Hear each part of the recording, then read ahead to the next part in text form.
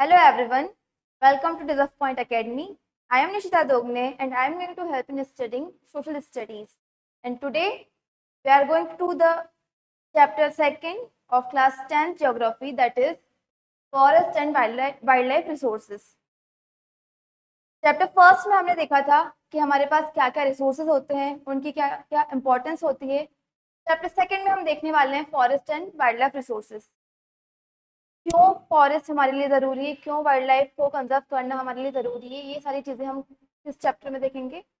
हम देखेंगे class 10th का chapter number 2, that is forest and wild life resources. तो हमारी जो अर्थ है ना, उस पर ह्यूमंस के अलावा भी बहुत सारे ऐसे ऑर्गेनिज्म हैं जो ह्यूमन सर्वाइवल के लिए बहुत ज़्यादा इम्पॉर्टेंट है। सिर्फ ह्यूमन ही सुपीरियर नहीं है, उसके अलावा भी बहुत सारे ऐसे ऑर्गेनिज्म हैं जो इकोसिस्टम को बनाए रखते हैं और ह्यूमन सर्वाइवल के लिए बहुत ज़्यादा इम्पॉर्टेंट है ना। तो सबसे पहला ही टॉपिक मेरे पास आता है इम्पॉर्टेंस ऑफ बायोडाइवर्सिटी। बायोडाइवर्सिटी की इम्पॉर्टेंस मुझे जानना क्यों ज़रूरी है, ठीक है। The plants and animal and microorganisms recreate the quality of the air we breathe, the water we drink, the soil that produce our food without which we cannot survive, है ना। बायोडाइवर्सिटी मेरे लिए क्यों ज़रूरी है?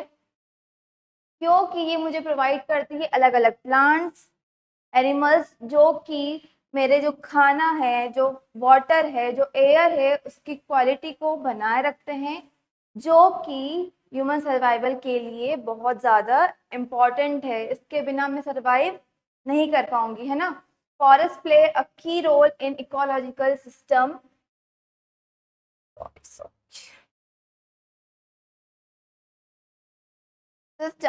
as these are also the primary producer on which all the other living organism depends, ठीक है। जो फॉरेस्ट है वो एक बहुत ज़्यादा क्रूशियल रोल प्ले करता है हमारे बायोडाइवर्सिटी में, हमारे इकोलॉजिकल सिस्टम में। क्योंकि फॉरेस्ट ही हमारा प्राइमरी प्रोड्यूसर है फूड का, है ना। फॉरेस्ट से ही हमें वो सारी चीज़ें मिलती है जिससे हमें हमारा फूड मिलता है। फॉरेस्ट ही सबसे प्राइमरी प्रोड्यूसर है हमारे फूड का, और फूड पे ही हम डिपेंड है ना। बिना फूड के हम सर्वाइव नहीं कर सकते, बिना वाटर के हम सर्वाइव नहीं कर सकते। तो फॉरेस्ट मेरे लिए बहुत ज़्यादा इम्पॉर्टेंट हो जाता है। The forest ecosystems are repositories of some of the country's most valuable forest products, minerals, and other resources that meet the demands of rapidly expanding industrial urban economy, ठीक है। मतलब फॉरेस्ट मेरे लिए एक खजाने की तरह है जो मुझे अलग अलग प्रोडक्ट्स देता है, अलग अलग मिनरल्स देता है, और बहुत सारे ऐसे रिसोर्सेज देता है जो कि मुझे हेल्प करते हैं रैपिड एक्सपेंशन में मेरी इकोनॉमी के, है ना।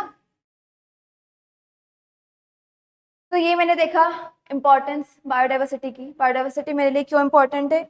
क्योंकि ये मुझे वो सारी चीज़ें देता है जिस पर ह्यूमन सर्वाइवल डिपेंड करता है ना। फॉरेस्ट देता है मुझे, वाटर देता है, एयर देता है, जिसके बिना ह्यूमन सर्वाइवल पॉसिबल नहीं है। इसीलिए बायोडाइवर्सिटी जो है वो मेरे लिए बहुत ज़्यादा इम्पॉर्टेंट हो जाता है।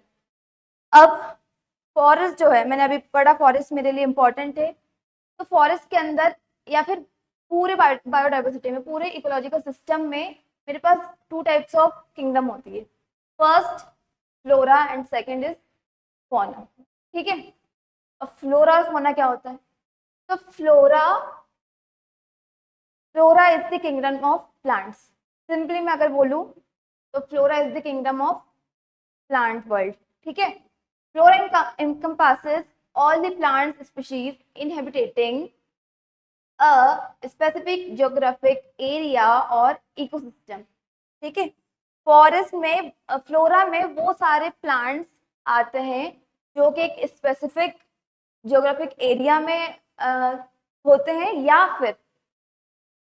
या फिर हमारे कोई भी मैं इकोसिस्टम उठा के देख लूँ वहां पे होते हैं। मतलब सारे जितने भी टाइप ऑफ प्लांट्स है भले ही वो छोटा हो या बड़ा ट्री हो या उसका शेप कैसा भी हो, उसका लाइफ स्पेन कैसा भी हो, जितने भी टाइप ऑफ प्लांट्स आएंगे वो मेरे किस में आएंगे, वो आएंगे फ्लोरा के अंडर। ठीक है, flora encompasses all the plant species. It includes a diverse range of plants such as trees, shrubs, flowers, grasses, algae, mosses, fern and more. जितने भी टाइप ऑफ प्लांट्स है ना, सारे किसके अंदर आएंगे, सारे आएंगे फ्लोरा के अंदर। जैसे कि ट्रीज हो गए, मेरे पास श्रब्स हो गए, फ्लावर्स, ग्रासेस, जो एल्गी होता है मेरा, वो भी प्लांट्स, वो भी फौना के अंदर ही आएगा। ठीक है, और ये वेरी करता है अपने अलग अलग कैरेक्टरिस्टिक से। मतलब ऐसा नहीं कि सारे फौना के सारे जो प्लांट्स है, फौना के अंदर जो भी प्लांट्स आएंगे वो एक टाइप के होंगे, नहीं। किसी प्लांट का शेप अलग होगा, किसी का साइज अलग होगा, किसी का लाइफ स्पैन है जो वो कम होगा या ज्यादा होगा। तो सभी प्लांट्स के अलग अलग कैरेक्टरिस्टिक्स होते हैं। ठीक है, flora not only beautifies our surrounding but also plays a crucial role in various ecological process. ठीक है, तो फ्लोरा सिर्फ मेरे सराउंडिंग को सुंदर ही नहीं बनाता है ना, ये एक बहुत क्रूशियल रोल भी प्ले करता है मेरी इकोलॉजिकल प्रोसेसेस में। उसके बाद मेरे पास आता है फौना। फ्लोरा में मैंने देखा कि जितने भी प्लांट्स है मेरे पास, regardless of size, colour, life span. Fauna में क्या होता है, फौना में जितने भी एनिमल्स है ना, जितने भी स्पीसीज, एनिमल स्पीसीज है, वाइल्ड लाइफ जो भी है, वो सारी किसके अंदर आएगी, वो आएगी फौना के अंदर। तो मैं बोलूंगी the plant, the animal kingdom known as fauna. ठीक है, जो भी एनिमल्स है सारे किसके अंडर आएंगे, वो आएंगे फौना के अंडर। ठीक है, किसके अंडर आएंगे, fauna के under. Contrary to flora, which encompasses plant life, fauna refers to all the animal species inhabiting a particular region or ecosystem। मतलब fauna वो सारे एनिमल्स जो एक पर्टिकुलर रीजन या मेरे पूरे इकोसिस्टम, या मतलब या छोटा इकोसिस्टम हो गया या पूरा वर्ल्ड देख लो, जो भी है बायोडाइवर्सिटी, उसमें जो भी एनिमल्स होंगे ना, वो उन्हें मैं क्या बोलूंगी, वो होंगे सारे मेरे फौना। ठीक है, वो आएंगे किसके अंडर, फौना। तो एनिमल किंगडम को मैं क्या बोलूंगी, बोलूंगी फौना। फ्लोरा सारे प्लांट स्पीसीज, और फौना जो है वो है सारे एनिमल स्पीसीज।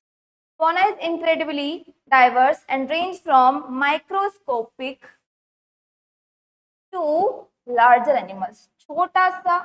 छोटे से छोटा जो ऑर्गेनिज्म होगा ना, वो भी फौना के अंडर आएगा, और बड़े से बड़ा एनिमल भी। ठीक है, forming integrate and interconnected food chain and webs.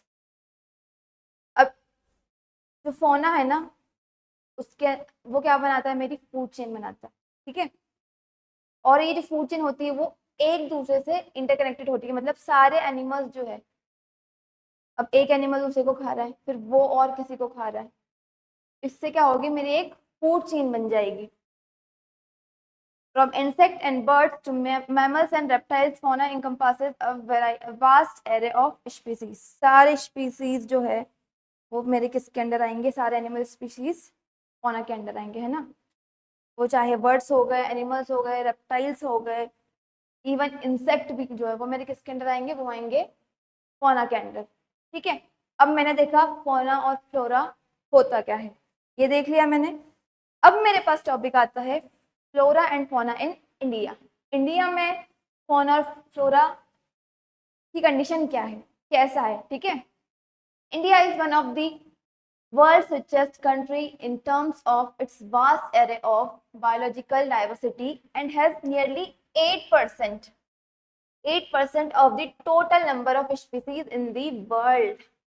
चाहे मैं बात कर लूँ फ्लोरा की या फौना की, इंडिया जो है ना, वो एक one of the richest country है in terms of biological diversity. हमारे इंडिया में बहुत बहुत ज़्यादा डाइवर्सिटी देखने को मिलेगी आपको इन टर्म्स ऑफ फ्लोरा और फौना। ठीक है, मतलब 1.6 मिलियन, ये तो सिर्फ एक एस्टिमेटेड नंबर है। आधी तो अभी फ्लोरा और फोना मतलब ट्वाइस और थ्राइस नंबर जो है अभी तो वो डिस्कवर हुआ ही नहीं है। जब वो डिस्कवर होगा तो ये जो परसेंट है ना 8% बढ़कर बहुत ज्यादा हो जाएगा, है ना।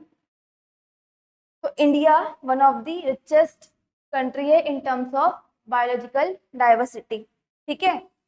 At least 10% of India's recorded wild flora and 20% of its mammals are on the threatened list. ठीक है, मैंने बोला कि जो इंडिया है वो one of the most richest country है in terms of biological diversity, लेकिन इंडिया के अंदर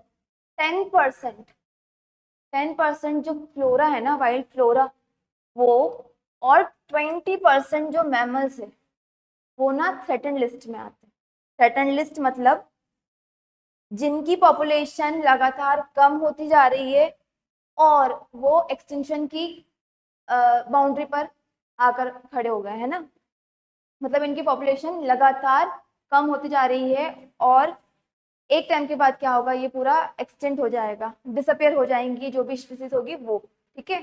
तो इंडिया के अंदर 10% जो है वो फ्लोरा और 20% मैमल जो है ना वो थ्रेटन लिस्ट में है, ठीक है। Many are categorized as critical, that is on the verge of extinction, like cheetah, pink-headed duck, etc. अभी मैंने बोला है ना। तो इनमें से तो अब जो ये जो परसेंट है ना 10% और 20%, इसमें से भी कुछ कुछ जो है वो क्रिटिकल लिस्ट के अंदर आ चुके हैं। अब ये क्या होती है, मतलब इनकी जो पॉपुलेशन है ना उतनी तेजी से बढ़ रही है कि बहुत जल्दी जो है वो इनका ये जो स्पीशीज होगी ये और ये जो 10% और 20% जो स्पीशीज है फ्लोरा और फोना की, वो एक्सटेंशन पे आकर खड़ी हो जाएगी, है ना। मतलब पूरा खत्म हो जाएगा इनका जो किंगडम होगा वो।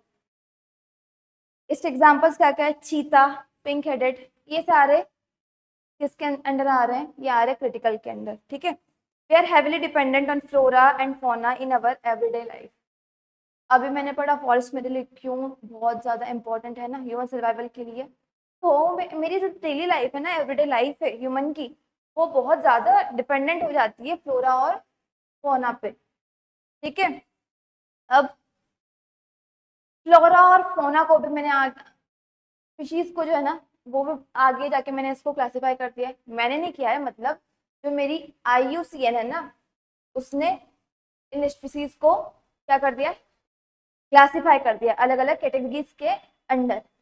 तो सबसे पहले मेरे पास आता है नॉर्मल स्पीशीज। सबसे पहले मेरे पास क्या आता है, मेरे पास आता है नॉर्मल स्पीशीज। अब ये क्या होती है, तो नॉर्मल स्पीसीज वो जिनकी पॉपुलेशन जो है वो नॉर्मल लेवल पे है, मतलब उन्हें कोई खतरा नहीं एक्सटिंक्शन का। उनकी जो पॉपुलेशन है ना अभी अभी एकदम सही नंबर्स में है, ठीक है।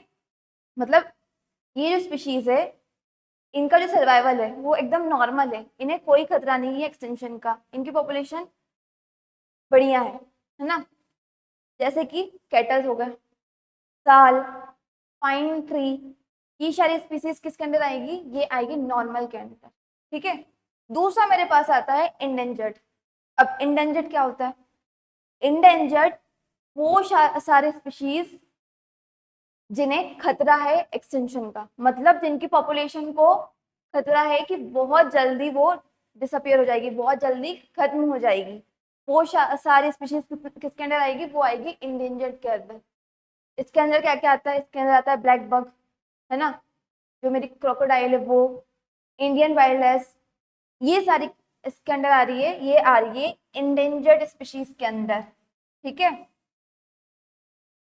इसका मतलब क्या होता है, इसका मतलब होता है कि वो सारे स्पीशीज जिन्हें खतरा है एक्सटिंक्शन का, जिनकी पॉपुलेशन लगातार खत्म होती जा रही है और पॉपुलेशन बहुत कम बची है इन स्पीशीज की, ठीक है। अगर हम इन्हें नहीं कंजर्व करते हैं तो बहुत जल्दी इनका एक्सटेंशन हो जाएगा। थर्ड मेरे पास आता है vulnerable species. These are species whose population has declined to levels from where it is likely to move into the endangered category. ठीक है, near in the near future if the negative factors continue to operate. अब इसका मतलब क्या हुआ? तो ये मुझे बोल रहे हैं कि ये वो सारे स्पीसीज है वल्नरेबल, वो सारे स्पीसीज है जिनकी पॉपुलेशन लगातार कम होती जा रही है और धीरे धीरे किस कैटेगरी के अंदर आते जा रहे हैं? इंडेंजर्ड के अंदर आते जा रहे हैं। मतलब इनकी पॉपुलेशन अच्छी खासी थी, लेकिन धीरे धीरे इनकी पॉपुलेशन इस तरीके से डिक्लाइन होती जा रही है कि ये किसके अंदर आने लगे हैं? ये आने लग जाएंगे इंडेंजर्ड के अंदर। अगर मैंने नेगेटिव फैक्टर से, मतलब अगर मैंने ऐसे ही इनकी इलीगल ट्रेडिंग करती रही मैं, या हंटिंग करती रही, तो ये सारे स्पीशीज जो है ना वो फ्यूचर में किसके अंदर आ जाएंगी? वो आ जाएंगी इंडेंजर्ड के अंदर। ठीक है, वल्नरेबल क्या होता है? वल्नरेबल स्पीशीज वो सारे स्पीशीज जिनकी पॉपुलेशन इस तरीके से डिक्लाइन हो रही है कि अगर मैंने नेगेटिव फैक्टर्स जो है, जो मैं अगर बंद नहीं किए, मैंने नेगेटिव फैक्टर्स अगर मैंने बंद नहीं किए, तो इनकी पॉपुलेशन इतना डिक्लाइन हो जाएगी कि वो आ जाएगी इंडेंजर्ड कैटेगरीज के अंदर। ठीक है, उसके बाद मेरे पास आता है रेयर स्पीसीज। ठीक है, अब ये क्या होता है? नाम से समझ में आ रहा है। ठीक है, स्पीसीज विद स्मॉल पॉपुलेशन, है ना। रेयर स्पीशीज क्या होती है? जिनकी पॉपुलेशन पहले से ही बहुत कम है। Species with small population may move into the endangered or vulnerable category if negative factors affecting them continue to operate. मतलब अभी मैंने देखा वल्नरेबल क्या होते हैं? जिनकी पॉपुलेशन धीरे धीरे डिक्लाइन हो रही है और फ्यूचर में अगर मैंने मेरी एक्टिविटीज नहीं रोकी अगर अभी, तो फ्यूचर में ये इंडेंजर्ड के अंदर चली जाएगी। रेयर वो होती है जिनकी पॉपुलेशन पहले से ही कम है और अगर मैं नेगेटिव फैक्टर्स नहीं रोकती हूँ, है ना, तो क्या होगा? या तो ये वल्नरेबल के अंदर चली जाएगी या फिर इंडेंजर्ड के अंदर चली जाएगी। ठीक है,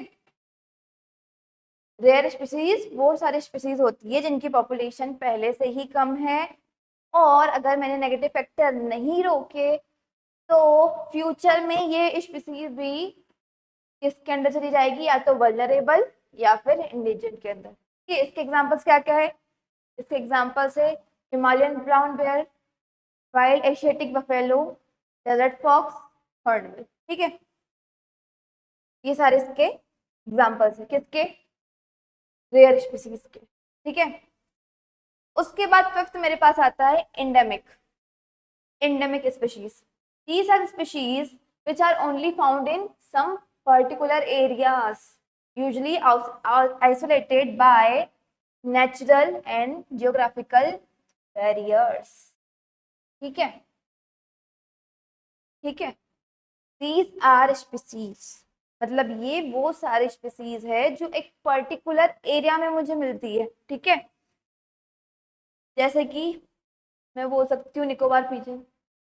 अब ये पिजन जो है वो मुझे अंडमान निकोबार में ही देखने को मिलेगा, मैं यहाँ पर मध्य प्रदेश में नहीं देख सकती उसे। ठीक है, तो ये सारे स्पीशीज जो है वो सिर्फ एक पर्टिकुलर एरिया में मिलती है और ये आइसोलेटेड होती है बाकी जो बैरियर्स होता है उनसे। ठीक है, मतलब बाकी जो नेचुरल बैरियर्स होते हैं ना उनसे ये सारी स्पीशीज आइसोलेटेड होती है और ये मुझे सिर्फ एक पर्टिकुलर एरिया में देखने को मिलती है, जैसे कि अंडमान टील, उसके बाद हो गया मेरे पास Nicobar pigeon, Andaman wild pig, mithun in Arunachal Pradesh. तो ये ना मुझे सिर्फ इन्हीं एरिया में देखने को मिलेगी, मैं और कहीं में नहीं देखूंगी। अगर wild pig Andaman wild pig है तो ये मैं सिर्फ अंडमान में ही देख पाऊंगी, बाकी जगह मैं नहीं देख सकती इन सारे स्पीशीज को। ठीक है, तो एंडेमिक स्पीशीज क्या होता है? वो सारे स्पीशीज जो कि मुझे एक पर्टिकुलर एरिया में देखने को मिलता है। ठीक है, और लास्ट मेरे पास आता है एक्सटेंट स्पीशीज। अभी ये क्या होता है? तो ये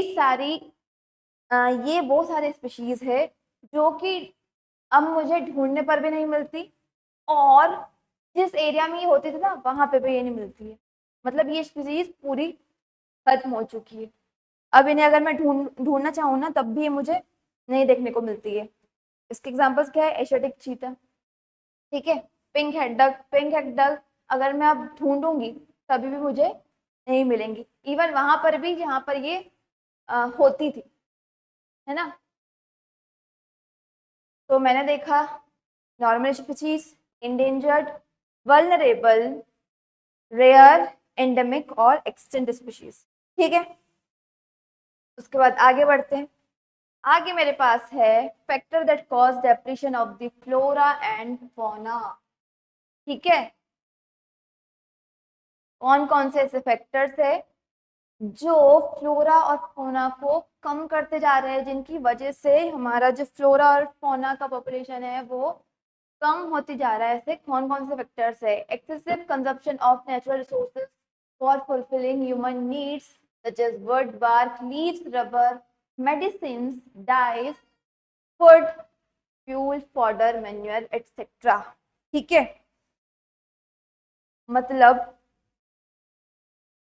नेचुरल रिसोर्सेज का एक्सेसिव कंजप्शन करना, मतलब एक लिमिट से, जितनी लिमिट है ना उससे ज्यादा कंजप्शन करना नेचुरल रिसोर्सेज का। किस चीज के लिए? ह्यूमन नीड्स को पूरा करने के लिए। ह्यूमन नीड्स नहीं बोलूंगी मैं, ह्यूमन ग्रीड्स बोल सकती हूँ, है ना। ह्यूमन ग्रीड्स को पूरा करने के लिए जो एक्सेसिव कंजप्शन कर रहे हैं ना नेचुरल रिसोर्सेज का, वो एक फैक्टर है डेप्रेशन ऑफ फ्लोरा एंड, ठीक है। यही तो डेप्रेट कर रहा है फ्लोरा और फौना को। हम अपनी जरूरतों के लिए, हमारे लालच के लिए नेचुरल रिसोर्सेज को इस तरीके से यूज कर रहे हैं कि हमें ध्यान नहीं है कि वो एक्सटेंट होते जा रहा है ना। हमें ध्यान ही नहीं है कि वो डेप्लीट होते जा रहे हैं। तो पहला फैक्टर तो हो गया एक्सेसिव कंजम्पशन, ठीक है, किसका? नेचुरल रिसोर्सेज का। क्यों? फुलफिलिंग ह्यूमन नीड्स, ठीक है। दूसरा मेरे पास है the expansion of railway, agriculture, commercial and scientific, forestry and mining activities, ठीक है। मतलब जो भी हमारा जो बिजनेस, कॉमर्शियल, साइंटिफिक, फॉरेस्ट्री है, हमारा जो माइनिंग एक्टिविटीज है, जो हम बढ़ाते जा रहे हैं ना, एकदम एक्सपैंड करते जा रहे हैं। जो रेलवेज है हमारे, जो हमारे एग्रीकल्चर के लिए हम जो फॉरेस्ट क्लियर करते जा रहे हैं, तो ये भी सारे वही फैक्टर्स है जो डेप्लीट कर रहे हैं किससे? फ्लोरा और फौना को, ठीक है। हमारी ह्यूमन एक्टिविटीज, पहले हमने देखा एक्सेसिव कंजम्पशन, और अब है एक्सपेंशन ऑफ these एक्टिविटीज, ठीक है। थर्ड है मेरे पास large scale development of projects and mining activities. Mining ना एक बहुत बड़ा फैक्टर है depression of flora and fauna. Mining के कारण हमारे एनवायरनमेंट को बहुत ज्यादा हार्म पहुंचता है। और चौथा है मेरे पास unequal access, inequitable consumption of resources and differential sharing of responsibility for environmental well-being, ठीक है, ठीक है। मतलब जो हम एकदम अंधाधुंध तरीके से कंजप्शन करते जा रहे हैं ना नेचुरल रिसोर्सेज का, वो सारी चीज। अनइक्वल एक्सेस मतलब कोई लिमिट ही नहीं है हमारी, हम उसे यूज करते ही जा रहे हैं, उनका कंजप्शन करते ही जा रहे हैं बिना ये देखे कि वो डेप्लीट होती जा रही है ना। उन्हें भी ग्रो करने की जरूरत है। अगर हम उन्हें बचने नहीं देंगे तो वो पूरी एक्सटेंट हो जाएगी, और उसका ग्रोथ फिर कैसे होगा? पॉसिबल ही नहीं है। तो ये सारे फैक्टर्स हो जाते हैं जो क्या करते हैं? Depression of flora and fauna, ठीक है।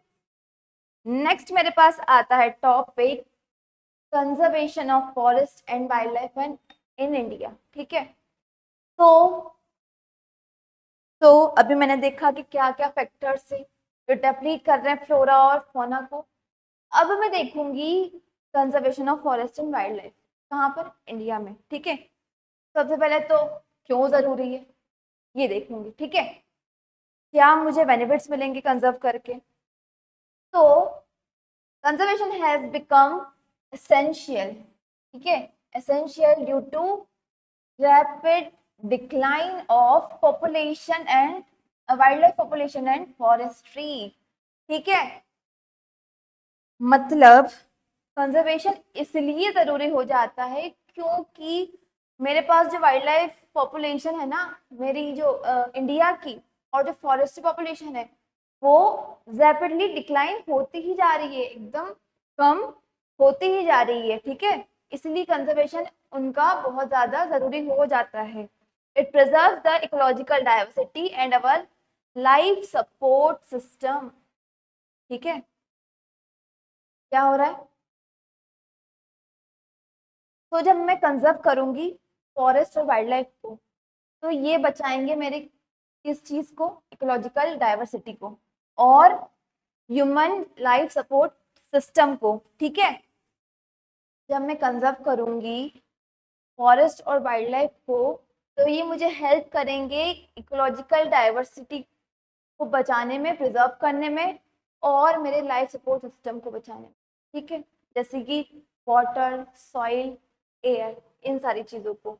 अब ये सारी चीज़ें होंगी तभी तो मैं सर्वाइव कर पाऊंगी। अगर पानी नहीं होगा तो मैं कैसे सर्वाइव करूंगी, है ना। एयर नहीं होगी तो मैं ब्रीथ कैसे करूंगी। तो अगर मुझे ये सारी चीज़ें सच में चाहिए तो मुझे क्या करना चाहिए? मुझे करना चाहिए कंजर्वेशन, इस चीज़ का, फॉरेस्ट और वाइल्ड लाइफ का, ठीक है। It also preserves the genetic diversity, ठीक है।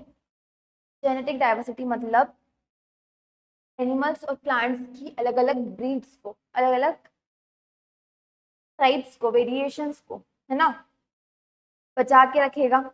अगर हम कंजर्व करेंगे तो ये बचेगा, और अगर ये बचेगा तो जो मेरे पास प्लांट्स और एनिमल्स है उनकी अच्छी ग्रोथ होगी, उनकी स्पीशीज की अच्छी ग्रोथ होगी, और ये मुझे हेल्प करेगा ब्रीडिंग में, ठीक है, अच्छी ब्रीड होगी। तो सबसे पहले तो ये प्रिजर्व करेगा इकोलॉजिकल डाइवर्सिटी को, कंजर्वेशन, और प्रिजर्व करेगा जेनेटिक डाइवर्सिटी को। तीसरा मेरे पास आ जाता है एक्वेटिक बायोडाइवर्सिटी। अब मेरे इंडिया के जो कोस्टल एरियाज है ना, उसमें मोस्ट ऑफ दी फैमिलीज जो होती है वो सिर्फ फिशरीज पे डिपेंड होती है। उनका जो लाइफ होता है ना, वो सिर्फ किस पे? फिशरीज पे डिपेंड होता है। उन्हें बाय करके, सेल करके वो अपना जीवन यापन करते हैं, है ना। तो यहाँ पर एक्वेटिक बायोडाइवर्सिटी मेरी कंजर्व होगी, मतलब प्रिजर्व होगी, अगर मैं कंजर्वेशन करती हूँ किसका? फॉरेस्ट और वाइल्ड लाइफ का, ठीक है। उसके बाद लास्ट मेरे पास आता है due to growing population and increase in the demands and needs of people, large of forest cover have been cleared, ठीक है। क्या हो रहा है? क्या हो रहा है? पॉपुलेशन जितनी ज्यादा बढ़ती जा रही है ना, उतनी ज्यादा मेरे मेरे जो इंडिया के लोग हैं उनकी डिमांड्स और ज़रूरतें, नीड्स जो है वो बढ़ती जा रही है, ठीक है। अब इससे क्या हो रहा है? अब नीड्स बढ़ेगी, पॉपुलेशन बढ़ेगी, डिमांड्स बढ़ेगी, तो हम फॉरेस्ट क्लियर करेंगे, है ना। हम एनिमल्स ज़्यादा हंट करेंगे, मतलब जो भी एनिमल से मुझे चीज़ मिल रही है, मीट मिल रहा है, बीफ मिल रहा है, और जो फॉरेस्ट है उन्हें क्लियर करेंगे, ठीक है। तो इसके कारण क्या हुआ? Large of forest cover have been cleared, ठीक है। डिमांड और नीड्स के कारण, लोगों की इतनी ज़्यादा डिमांड्स के कारण, हमारा जो लार्ज नंबर ऑफ फॉरेस्ट जो है ना, वो खत्म हो चुका है, क्लियर हो चुका है, ठीक है। Hence there is an urgent need to conserve valuable sources, ठीक है। तो यहीं से, ये सारी चीज़ों के कारण ही मुझे ज़रूरत पड़ जाती है किस चीज़ की? नेचुरल सोर्सेज को बचाने की, ठीक है। तो अब इन्हें बचाने के लिए मेरी गवर्नमेंट ने क्या किया? मैंने अभी पढ़ा कि क्या बेनिफिट्स होंगे और क्यों ज़रूरी है। अब मेरे पास एक एक्ट है जो है वाइल्ड लाइफ प्रोटेक्शन एक्ट, ठीक है। तो ये क्यों इम्प्लीमेंट किया, ये क्यों एग्जीक्यूट किया, ये क्यों इंट्रोड्यूस हुआ? तो क्या हुआ ना, 1960s में और 1970s में जो कंजर्वेनिस्ट्स थे ना, उन्होंने क्या किया, डिमांड की, किस चीज की, एनवायरनमेंट को बचाने की, कंजर्व करने की, ठीक है। तो अब बार बार ये डिमांड कर रहे थे, 1960s और 70s में लगातार ये डिमांड करते रहे, किस चीज के लिए, एक्ट पास करने के लिए, क्यों, हमारे वाइल्ड लाइफ को कंजर्व करने के लिए। तो हमारी जो इंडियन गवर्नमेंट थी उसने 1972 में एक एक्ट पास किया जिसका नाम था वाइल्ड लाइफ प्रोटेक्शन एक्ट 1972। किस चीज के लिए, प्रोटेक्टिंग हैबिटाट्स, मतलब हमारी जो बायोडाइवर्सिटी है, जो वाइल्ड लाइफ है, फ्लोरा एंड फौना, उसे कंजर्व करने के लिए। अब ये जब एक्ट आया ना, तो इसमें वेरियस प्रोविजंस थे, बहुत सारे ऐसे प्रोविजंस थे, किस चीज के लिए, बहुत सारे लॉज थे, किस चीज के लिए, हमारे हैबिटेट को प्रोटेक्ट करने के लिए, ठीक है। किस चीज के लिए, हैबिटेट को प्रोटेक्ट करने के लिए, इसमें बहुत सारे ऐसे प्रोविजंस थे जो कंजर्व करेंगे मेरे वाइल्ड लाइफ को, ठीक है। और ये कब पास हुआ था, 1972 में। ये एक क्वेश्चन आता है एमसीक्यूज में, ठीक है। The aim of the program was protecting the remaining population of certain endangered species, ठीक है। इस प्रोग्राम का मेन मोटिव क्या था, मेन ऑब्जेक्टिव क्या था, जो बची हुई पॉपुलेशन है ना, मेरी इंडेंजर्ड स्पीशीज है, उसकी जो बची हुई पॉपुलेशन है ना, मुझे उसे बचाना है, ठीक है। ये एक्ट मुझे क्या बोल रहा है कि जो मेरी जो बची हुई पॉपुलेशन है, अब ठीक है, जो खत्म हो गई वो तो अब उसका तो मैं कुछ कर नहीं सकती, लेकिन मेरे पास जो रिमेनिंग पॉपुलेशन है ना, मैं उसे बचाऊं, ठीक है, ताकि उससे मेरी स्पीशीज जो बची हुई है उससे मैं और उसकी ग्रोथ करवा पाऊँ, ठीक है। तो इसीलिए मैं क्या कर रही हूँ, इंडेंजर्ड पॉपुलेशन स्पीशीज की जो पॉपुलेशन है उसे मैं बचाऊंगी, ठीक है, bye banning hunting, giving legal protection to their habitat and restricting trade in wildlife। अब मैं कैसे बचाऊंगी, गवर्नमेंट ने बोला कि हम इन्हें कैसे बचाएंगे, तो गवर्नमेंट ने क्या किया, हंटिंग को, पोचिंग को बैन कर दिया। हंटिंग मतलब एनिमल्स को मार कर उनकी ट्रेडिंग करना, ठीक है, मारना सिंपली। और लीगल प्रोटेक्शन दे दी, जो भी पर्टिकुलर एरिया था ना जहाँ पे जो वाइल्ड लाइफ स्पीशीज थी, उन्हें लीगल प्रोटेक्शन दे दी, ठीक है। और क्या किया, ट्रेड को रिस्ट्रिक्ट कर दिया, मतलब जो पोचिंग हो रही थी, पोचिंग क्या होता है, एक एनिमल के अलग अलग बॉडी पार्ट्स की ट्रेडिंग करना इलीगली तरीके से, ठीक है। Under this act all India list of protected species was published, मतलब इस जब ये एक्ट पास हुआ तो इस एक्ट में ऑल इंडिया लिस्ट बनी, किस चीज की, प्रोटेक्टेड स्पीशीज की, ठीक है, और इसे पब्लिश किया गया। मतलब इसमें वो सारे एनिमल्स इंक्लूड थे, वो सारी स्पीशीज इंक्लूड थी जिन्हें ये एक्ट प्रोटेक्ट करने वाला है, ठीक है। इस चीज के लिए उन्होंने क्या किया, ऑल इंडिया लिस्ट बनाई प्रोटेक्टेड स्पीशीज की, ठीक है, और उसे पब्लिश कर दिया। The central and many state governments established national park and wildlife sanctuary। हमारी सेंट्रल गवर्नमेंट ने और बहुत सारे स्टेट्स ने अलग अलग नेशनल पार्क्स बनाए और वाइल्ड लाइफ सेंचुरीज बनाई, किस चीज के लिए, किस चीज के लिए, वाइल्ड लाइफ सेंचुरी को, सॉरी, वाइल्ड लाइफ स्पीशीज को बचाने के लिए, ठीक है।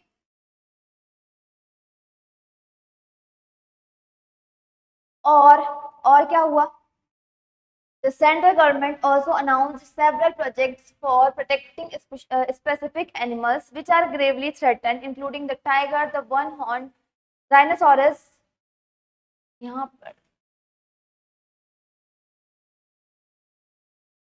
etc, ठीक है। तो मेरी सेंट्रल गवर्नमेंट ने, ठीक है, बहुत सारे एनिमल्स को प्रोटेक्ट करने के लिए एक लिस्ट पब्लिश की, लेकिन उसके अंडर भी कुछ एनिमल्स ऐसे पर्टिकुलर थे जिन्हें मतलब बहुत ज्यादा इंपॉर्टेंट हो गया था बचाना। तो जो क्रिटिकल के अंदर थे ना, वो सारे एनिमल्स, उन्हें बचाने के लिए स्पेशल प्रोविजंस बनाए, ठीक है, जो कि एकदम खत्म होने वाले हैं ना वो सारे एनिमल्स के लिए। जैसे कि टाइगर्स, एक टाइम पर टाइगर्स एक्सटेंट होने वाले थे हमारे लिए, ठीक है। उसके बाद है one horn dinosaurs. One horn dinosaurs की तो अब बहुत बहुत ही कम पॉपुलेशन बची है, ठीक है। तो इस टाइप के एनिमल्स के लिए क्या किया इन्होंने, इस टाइप के वाइल्ड लाइफ स्पीशीज के लिए स्पेशल प्रोविजंस बनाए, ठीक है। Under Wildlife Act of 1980 and 1986, several hundred butterflies, moths, beetles, and one dragonfly have been added to the list of protected species. क्या हुआ? जब 1980 और 1986 में वापस से जब ये लॉ पास हुआ ना, मतलब लॉ बोल रही हूँ, जो एक्ट पास हुआ ना, उसमें जो प्रोटेक्टेड लिस्ट बनाई थी हमने, all India protected species list बनाई थी, उसके अंडर इन लोगों ने क्या किया, हंड्रेड्स ऑफ बटरफ्लाईज, मतलब हंड्रेड्स ऑफ वैरायटी बटरफ्लाईज की, मोथ्स, बीटल्स और ड्रैगन फ्लाई, इन सबको भी क्या कर दिया, इंक्लूड कर दिया उस लिस्ट में, ठीक है। क्यों? क्योंकि इनकी पॉपुलेशन भी रैपिडली डिक्लाइन हो रही होगी, इसलिए, है ना। और 1991 में क्या हुआ, सबसे पहली बार क्या हुआ, प्लांट्स को इस लिस्ट के अंदर पब्लिश किया गया, ठीक है, ऐड किया गया।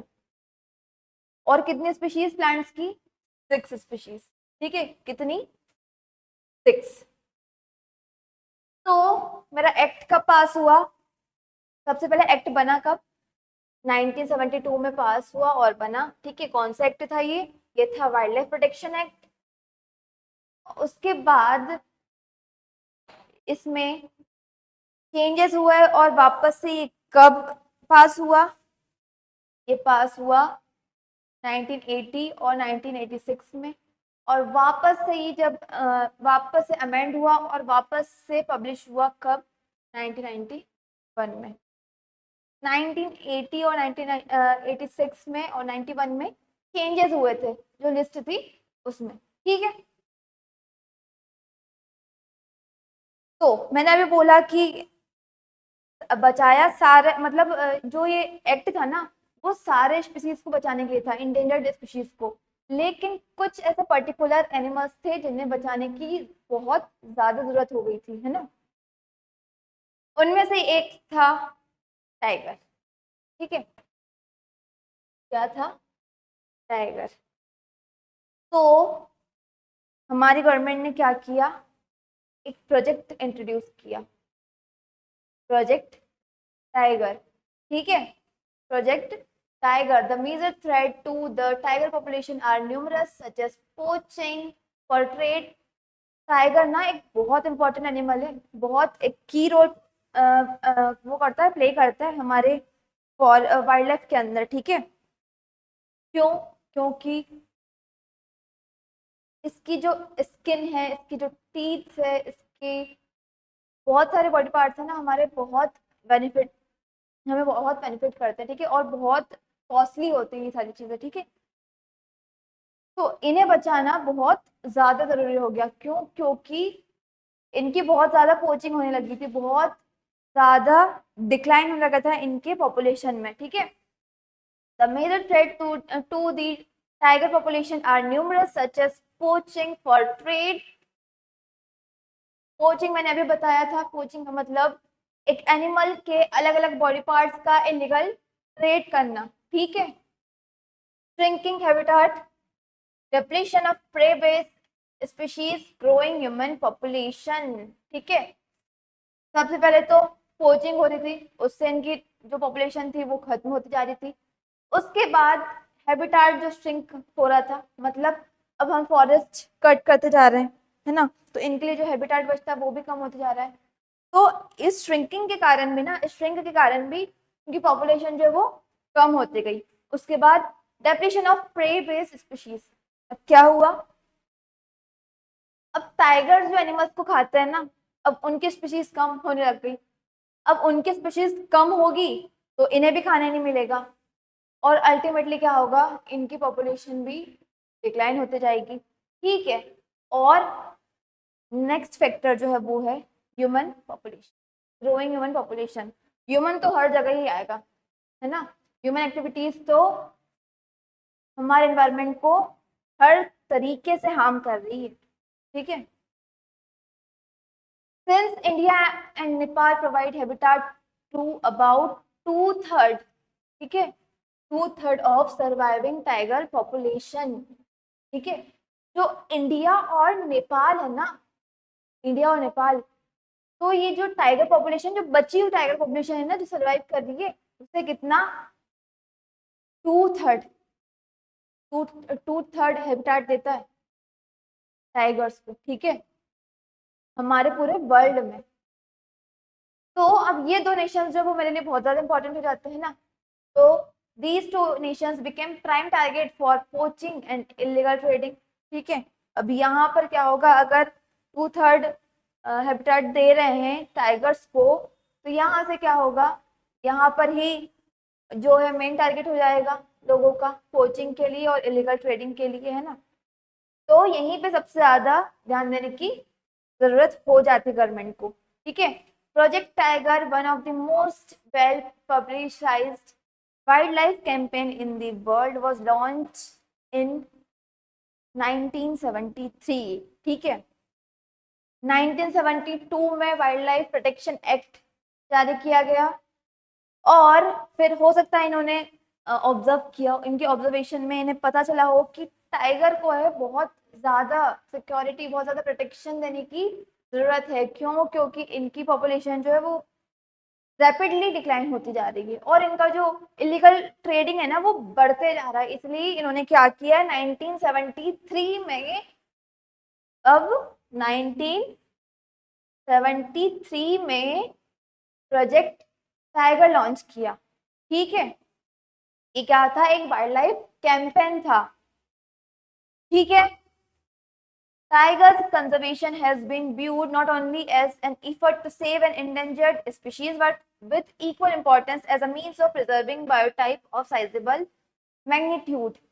मतलब टाइगर कंजर्वेशन जो है ना, वो सिर्फ एक एफर्ट नहीं है कि इंडेंजर्ड स्पीशीज को हम बचा रहे हैं, ये हमें ये भी बताता है, ये हमें ये भी इम्पोर्टेंस बताता है कि हमारी जो पॉपुलेशन है स्पीशीज की वो खत्म होती जा रही है, तो उन्हें बचाना कितना जरूरी होते जा रहा है। ठीक है, अब प्रोजेक्ट टाइगर के अंदर क्या किया गया, बहुत सारे रिजर्व्स जो है वो बनाए गए, टाइगर रिजर्व्स बनाए गए। ठीक है, तो इंडिया के अंदर इंडिया के अंदर कितने टाइगर रिजर्व्स है, टोटल टोटल है 51 टाइगर रिजर्व्स। ठीक है, पूरे इंडिया में, which are governed by Project Tiger, which is administrated by National Tiger Conservation Authority।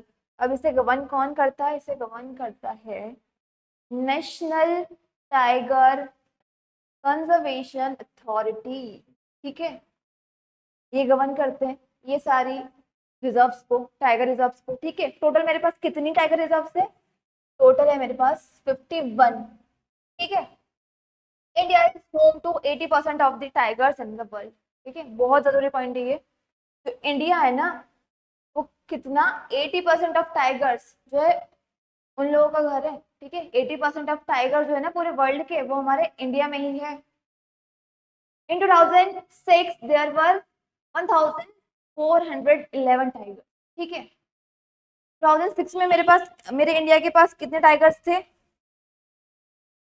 1411 tigers. ठीक है, जो कि प्रोजेक्ट टाइगर आने के बाद कितने बढ़ गए, 176, सॉरी 1706 बढ़ गए। ठीक है, कब, 2010 में। और इनका पॉपुलेशन 2014 में बढ़कर कितना हो गया, 1226 और ये बढ़ता गया और 2018 में इनकी पॉपुलेशन कितनी हो गई? ये हो गई 2967 टाइगर्स। ठीक है, तो मेरे पास 2006 में कितने टाइगर्स थे? मेरे पास थे 1411। और ये पॉपुलेशन जो है टाइगर्स की, वो प्रोजेक्ट टाइगर आने के बाद कितनी बढ़ गई? वो बढ़ गई 2967। कब? 2018 में। ठीक है, तो ये कुछ रिजर्व से टाइगर रिजर्व्स, आप देख लेना इन सभी रिजर्व्स को। ठीक है, जिम कॉर्बेट टाइगर रिजर्व है जो है उत्तराखंड में। उसके बाद है मेरे पास सुंदरबन टाइगर रिजर्व जो कि है वेस्ट बंगाल में। ठीक है, फिर है दूधवा टाइगर रिजर्व जो कहाँ पर लोकेट है? वो है उत्तर प्रदेश में। फिर आता है मेरे पास सरिस्का टाइगर रिजर्व जो है राजस्थान में। फिर आता है मेरे पास Kanha tiger reserve Madhya Pradesh, Periyar tiger reserve Kerala, Satpura tiger reserve Madhya Pradesh, Kaziranga tiger reserve Assam, Bandipur tiger reserve Karnataka, Bandhavgarh tiger reserve Madhya Pradesh और रणथंभौर टाइगर रिजर्व कहाँ पर? राजस्थान में। ठीक है, अभी तक मैंने क्या देखा? अभी तक मैंने क्या देखा? टाइप ऑफ स्पीशीज क्यों जरूरी है, वाइल्ड लाइफ स्पीशीज देखी मैंने। ठीक है, अब मैं देखूंगी फॉरेस्ट, मतलब फॉरेस्ट का पार्ट देखूंगी मैं। ठीक है, India much of its forest and wild life resources are either owned और managed by government through the forest department और अदर गवर्नमेंट डिपार्टमेंट। इंडिया में क्या हो रहा है? इंडिया में ज्यादातर जो फॉरेस्ट है ना और वाइल्ड लाइफ रिसोर्सेज है, वो किसने ओन करके रखे हैं? मतलब कौन मैनेज करता है उन्हें? उन्हें या तो गवर्नमेंट मैनेज करती है। किसके थ्रू? या तो फॉरेस्ट डिपार्टमेंट के थ्रू या फिर अलग अलग डिपार्टमेंट जो गवर्नमेंट ने बना के रखे हैं। ठीक है, अब मेरे पास फॉरेस्ट के अंदर आते हैं three type of forest. First is reserve forest. ठीक है, पहला क्या है मेरे पास? Reserved forest. इन्हें मैं अभी डिटेल में पढ़ूंगी, अभी सिर्फ नाम देख लो। ठीक है, पहला मेरे पास आता है रिजर्व फॉरेस्ट, दूसरा मेरे पास आता है प्रोटेक्टेड फॉरेस्ट। ठीक है, और थर्ड मेरे पास आता है क्या? अनक्लास्ड फॉरेस्ट। ठीक है, वैसे तो ये सभी अपने नाम से ही मुझे समझ में आ रहे हैं कि किस किस टाइप के होंगे। ठीक है, लेकिन अब मैंने आगे और डिटेल में पढ़ती हूँ। ठीक है, पहला मेरे पास है क्या? पहला मेरे पास है रिजर्व फॉरेस्ट। क्या है? रिजर्व फॉरेस्ट मतलब जो रिजर्व करके रखे होंगे वही होंगे, नाम से आ रहा है समझ में। लेकिन हमेशा नाम से ही चीजें समझ में नहीं आती, उनका मतलब और कुछ भी होता है। ठीक है, तो पहला मेरे पास है रिजर्व फॉरेस्ट। ठीक है, these forests are owned by government and various human activities like raising of cattle, ठीक है, raising of cattle, collection of timber, etc. are not allowed in this forest. ठीक है, मतलब रिजर्व फॉरेस्ट पता है कौन सा फॉरेस्ट है? वो फॉरेस्ट जो कि ओन करके रखे किसने? गवर्नमेंट ने, जो कि ओन किए जाते हैं गवर्नमेंट के थ्रू। और इसमें ना सारी एक्टिविटीज, सारी ह्यूमन एक्टिविटीज जो है वो बैन होती है, रिस्ट्रिक्ट होती है मैं बोल सकती हूँ, बैन तो नहीं, रिस्ट्रिक्ट होती है। ठीक है, इन फॉरेस्ट में कोई भी ह्यूमन एक्टिविटीज अलाउ नहीं होती है। कैसे? कौन कौन सी एक्टिविटीज? मैं बोल सकती हूँ ग्रेजिंग। ठीक है, ग्रेजिंग ऑफ कैटल्स, उसके बाद कलेक्शन ऑफ टिम्बर्स, जो भी वुड्स है और बाकी प्लांट जो ट्री है उसके पार्ट्स है, उन्हें कलेक्ट करना इन फॉरेस्ट में अलाउड नहीं होता है। ये रिजर्व फॉरेस्ट होते हैं। ठीक है, ओन किए जाते हैं गवर्नमेंट के द्वारा। और जो भी एक्टिविटीज है ह्यूमन एक्टिविटीज वो यहाँ पर अलाउ नहीं होती है, रिस्ट्रिक्ट होती है। ठीक है, reserve forests are regarded as the most valuable as far as the conservation of forest and wildlife are concerned. ठीक है, ये जो फॉरेस्ट होते हैं ना ये सबसे ज्यादा इंपॉर्टेंट माने जाते हैं। ठीक है, मोस्ट वैल्यूएबल होते हैं ये फॉरेस्ट। ठीक है। और यहाँ पर ना फॉरेस्ट और जो वाइल्ड लाइफ होती है उन्हें भी एकदम कंजर्व करके रखा जाता है, एकदम प्रोटेक्ट करके रखा जाता है। ठीक है। More than half of the total forest land of India has been declared reserve forest.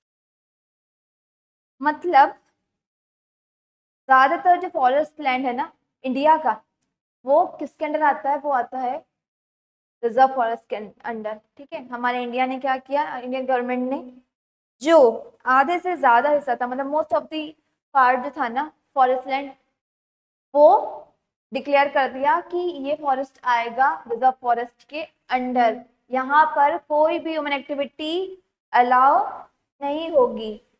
अब रिजर्व फॉरेस्ट मुझे कहाँ कहाँ देखने को मिलते हैं? तो जम्मू कश्मीर हो गया, फिर आंध्र प्रदेश, उत्तराखंड, केरला, तमिलनाडु, वेस्ट बंगाल और Maharashtra.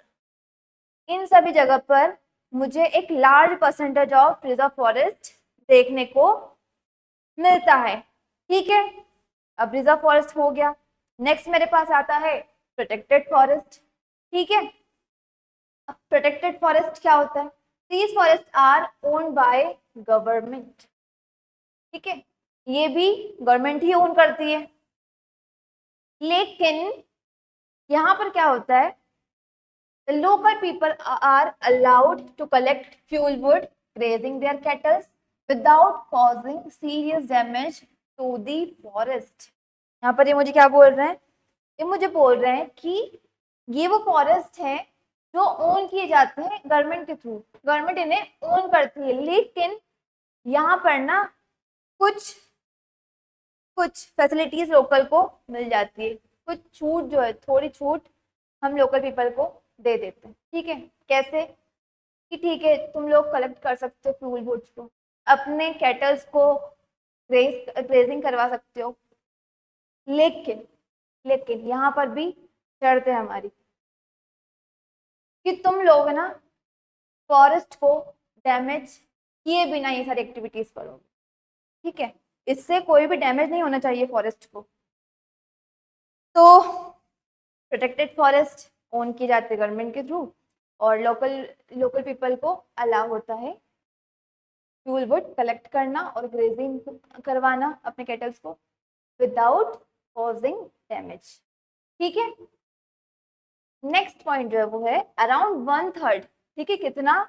1/3 in India are classified as protected forest by forest department.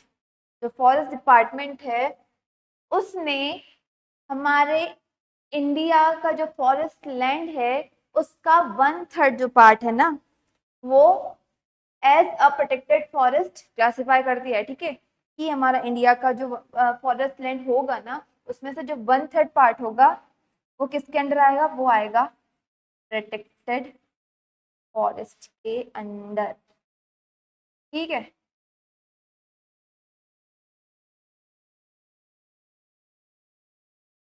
ठीक है।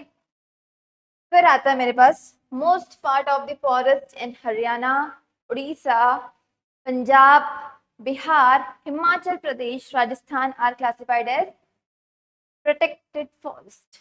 ठीक है। मतलब इन सारी प्लेसेस, ये जो सारे स्टेट्स है ना, इन सारे स्टेट्स, इन सारे प्लेसेस की बहुत सारे जो फॉरेस्ट है ना, बहुत सारे हिस्से फॉरेस्ट के, वो सारे as a protected forest classify कर दे। मुझे यहाँ पर प्रोटेक्टेड फॉरेस्ट देखने को मिलते हैं। ठीक है।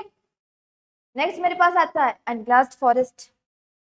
अब अनक्लास्ड फॉरेस्ट क्या होता है? मैंने अभी देखा रिजर्व फॉरेस्ट और देखा प्रोटेक्टेड फॉरेस्ट।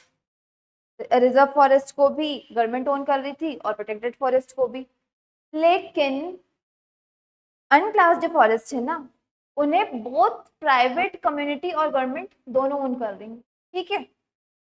इन्हें प्राइवेट कम्युनिटी और गवर्नमेंट दोनों मैनेज करेंगे। ठीक है।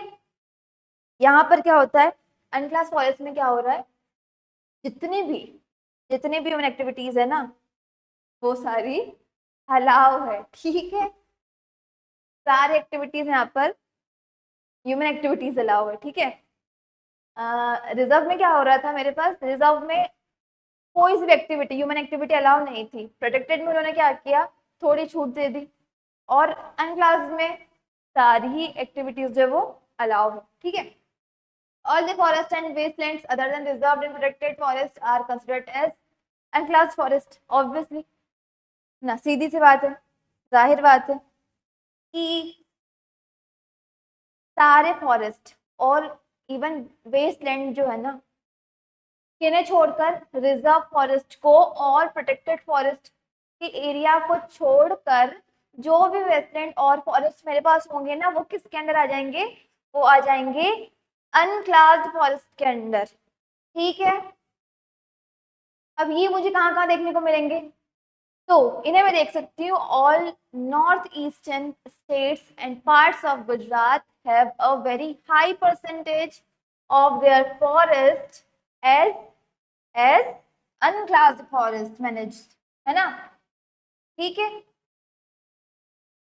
ठीक है। सारे नॉर्थ ईस्टर्न स्टेट्स और गुजरात के कुछ पार्ट्स में इनका एक हाई परसेंटेज है, किसका, अनक्लास्ड फॉरेस्ट का, ठीक है। और एक अभी मैंने पढ़ा था, मैनेज किसके थ्रू होते हैं, लोकल कम्युनिटीज इन्हें मैनेज करती है, ठीक है। कौन मैनेज करता है इन्हें, लोकल कम्युनिटीज। अब एक बात मुझे याद रखना है कि रिजर्व फॉरेस्ट और प्रोटेक्टेड फॉरेस्ट को एक साथ मैं क्या बोलूंगी, कलेक्टिवली मैं क्या बोलूंगी, मैं उन्हें बोलूंगी परमानेंट फॉरेस्ट, ठीक है। जब मैं प्रोटेक्टेड फॉरेस्ट और रिजर्व फॉरेस्ट को कलेक्टिवली उनकी बात करूंगी तो मैं उन्हें क्या बोलूंगी, मैं उन्हें बोलूंगी क्या, परमानेंट फॉरेस्ट, ठीक है।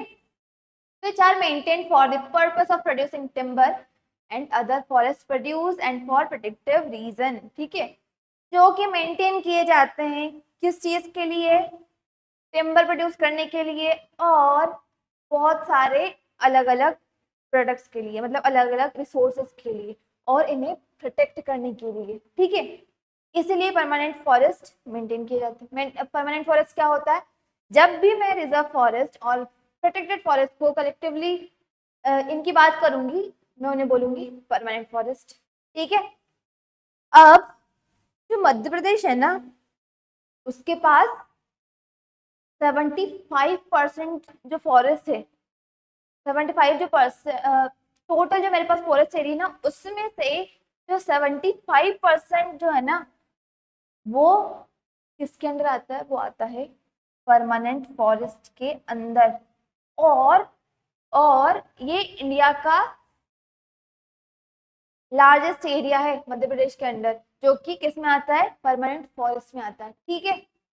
कितना, 75% किसका, टोटल फॉरेस्ट एरिया का, कहाँ पर, मध्य प्रदेश में, किसके अंदर आता है परमानेंट फॉरेस्ट के अंदर, ठीक है। अब मैंने तीनों टाइप्स ऑफ फॉरेस्ट की बात कर ली, 3 टाइप्स ऑफ फॉरेस्ट की मैंने बात कर ली। अब मैं देखूंगी कम्युनिटी एंड कंजर्वेशन।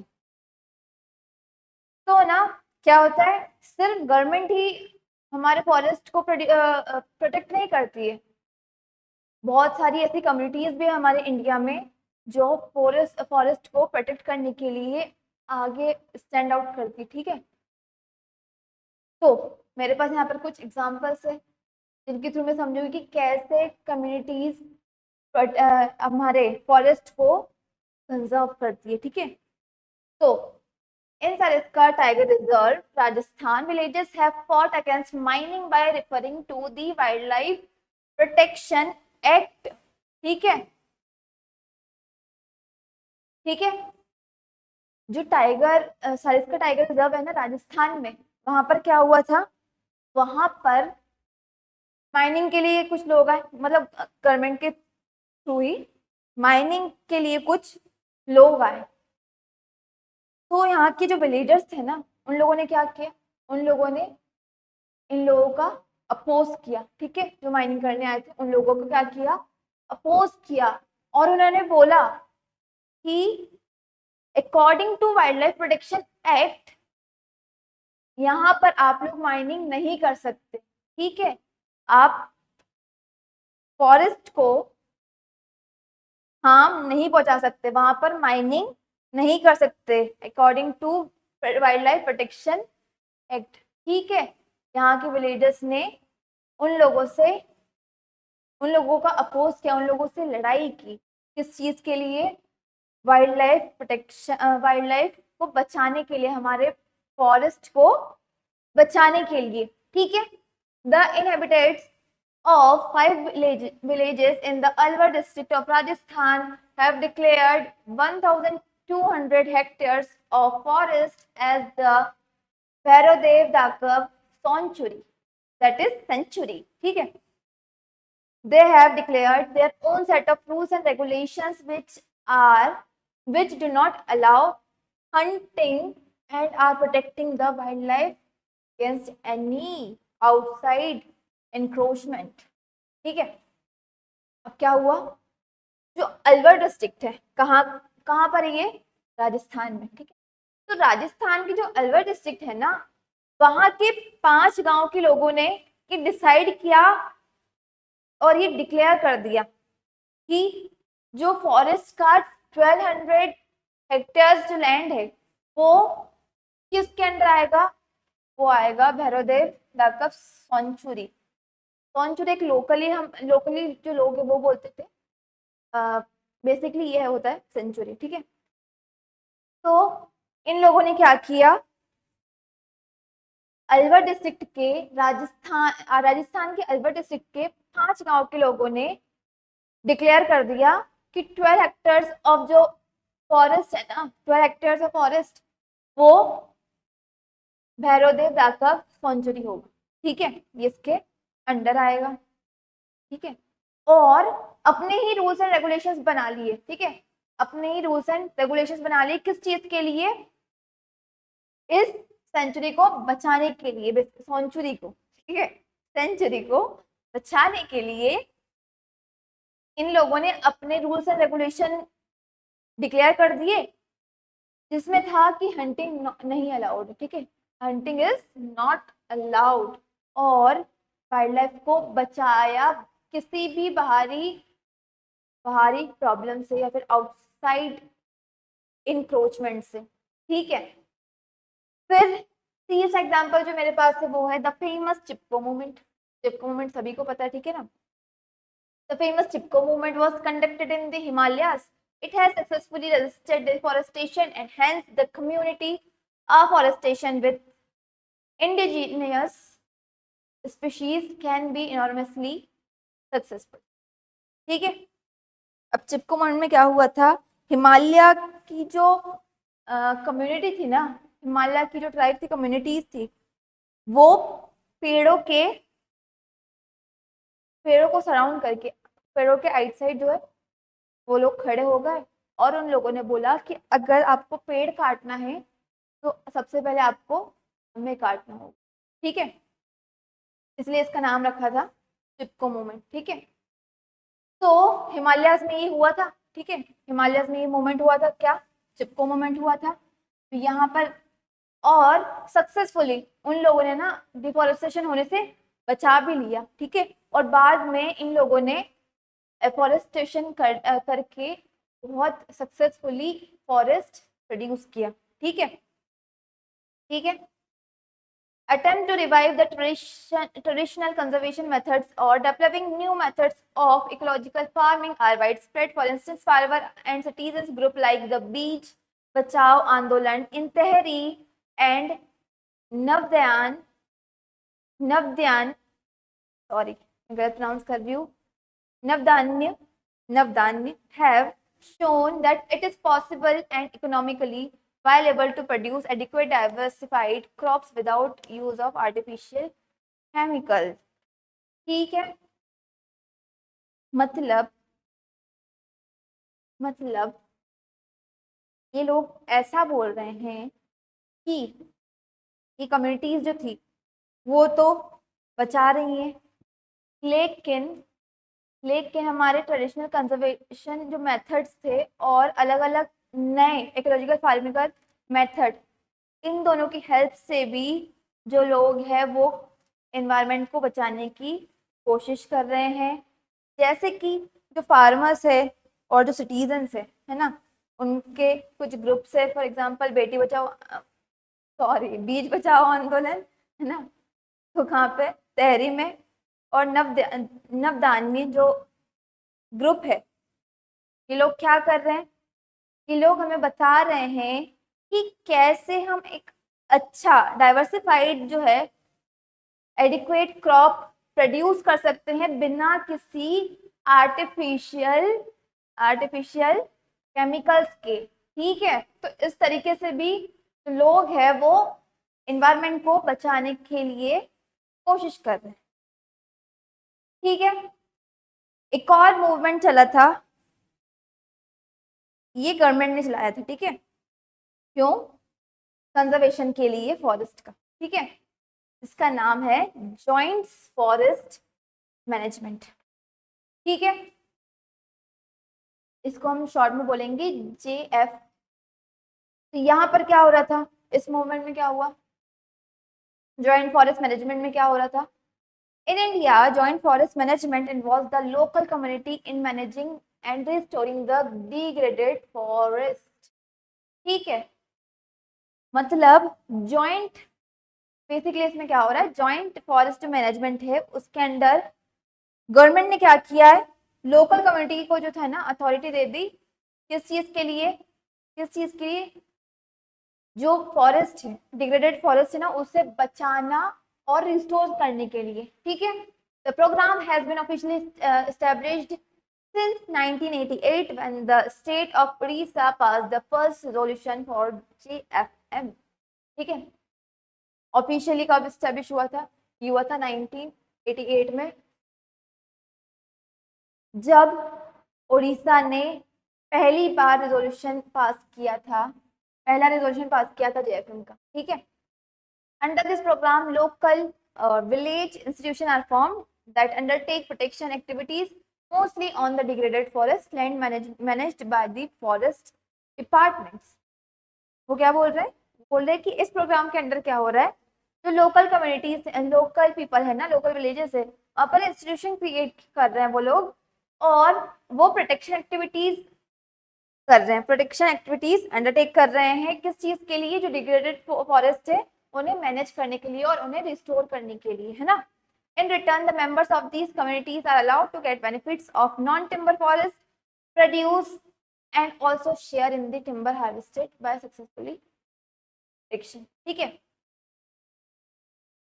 तो गवर्नमेंट ने बोला कि ठीक है, आप लोग प्रोटेक्शन एक्टिविटीज करो, और रिटर्न में आप क्या कर सकते हो, रिटर्न में जो ये कम्युनिटीज होगी उनके जो लोग हैं ना, वो non timber forest produce collect कर सकते हैं। ठीक है, और उन्हें शेयर मिलेगा टिम्बर हार्वेस्ट में। ठीक है, ठीक है, लास्ट टॉपिक आज का मेरा, सेक्रेड ग्रुप्स। ठीक है, a wealth of diverse and rare. ठीक है, तो सेक्रेड ग्रुप्स क्या होते हैं, ये एक ऐसा नेचर वर्शिप का फॉर्म है जो कि कौन कौन प्रैक्टिस करता है, ट्राइबल पीपल। ठीक है, हमारे इंडिया में क्या होता है, जो लोग है ना वो नदियों को, फॉरेस्ट को, ट्रीज को एज अ गॉड और गॉडेस वर्शिप करते हैं। ठीक है ना, इंडिया के बहुत ऐसे पार्ट्स आपको मिलेंगे जहाँ पर, ऐसे रीजन्स मिलेंगे जहाँ पर लोग अलग अलग एनिमल्स भी बोल सकती हूँ मैं, उसके बाद अलग अलग लैंडफॉर्म्स, ठीक है, रिवर्स मतलब, उसके बाद ट्रीज, फॉरेस्ट, इन्हें क्या कर रहे हैं, इन्हें एज अ गॉडेस और गॉड वर्शिप करते हैं। ठीक है, तो वो लोग ये यही बोल रहे हैं, sacred groves are a form of nature worship. एक नेचर वर्शिप का एक फॉर्म है जो कि कौन practice by the, tribal people of India. कौन प्रैक्टिस कर रहा है, ट्राइबल पीपल। ट्राइबल पीपल के अलावा भी इंडिया के बहुत सारे सेक्शन है जहां पर मैं ये देख सकती हूँ, ठीक है। Tribes considered forest as gods and goddesses and preserve them in their pristine form, ठीक है। तो जो ट्राइब्स होती है ना, वो किसे, फॉरेस्ट को भगवान मानती हैं। वो बोलते हैं कि जो फॉरेस्ट है ना, ये भगवान है हमारे लिए। ऑब्वियसली फॉरेस्ट उन्हें सारी चीज़ें प्रोवाइड कर रहा है, उन्हें ह्यूमन सर्वाइवल के लिए, ह्यूमन सर्वाइवल उनके लिए इजी बना रहे हैं, उन्हें लिवलीहुड दे रहा है, तो वो लोग मानेंगे, है ना।